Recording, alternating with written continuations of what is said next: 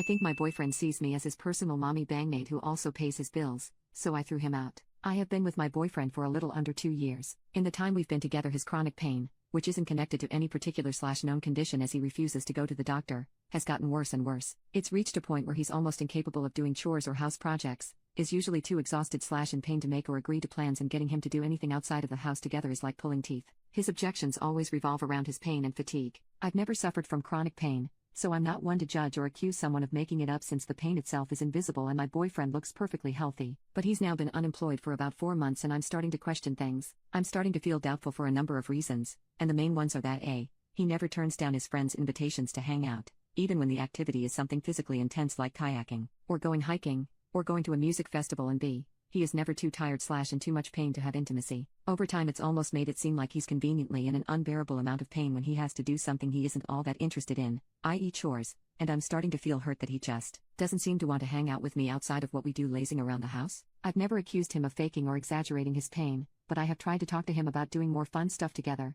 and it always circles back to his pain or him accusing me of trying to keep him from spending time with his friends. I've done a ton of research into autoimmune disorders and other conditions that could be causing his problem, always bringing my findings and suggestions to him, but he just doesn't believe a doctor or any traditional medicine will help him. I'm also bothered because when we go to family outings or parties that we're both invited to, he will talk anyone who will listen ear off about how bad his chronic pain is and how frustrating it is to not be able to find a solution. The thing is, he's not actually looking for a solution. He just smokes weed every day and calls that good enough while lamenting and complaining that his body is the way that it is. He also refuses to return to work because of his pain. I'm happy to support him through hard times, but the fact that he won't work is getting concerning and I feel severely stuck. I'm not interested in supporting him financially on a long-standing basis, but at the moment I partially am by covering some of his expenses. If this post makes me a total asshole for questioning the degree of my boyfriend's chronic pain, so be it. Update: 3 days later, I talked to my boyfriend and told him that he needs to see a doctor or I will no longer be able to support him financially and stand by while he remains unemployed and unmotivated to get the help he needs. I also addressed the idea of managing/balancing his energy levels differently so that we're able to share household responsibilities more effectively,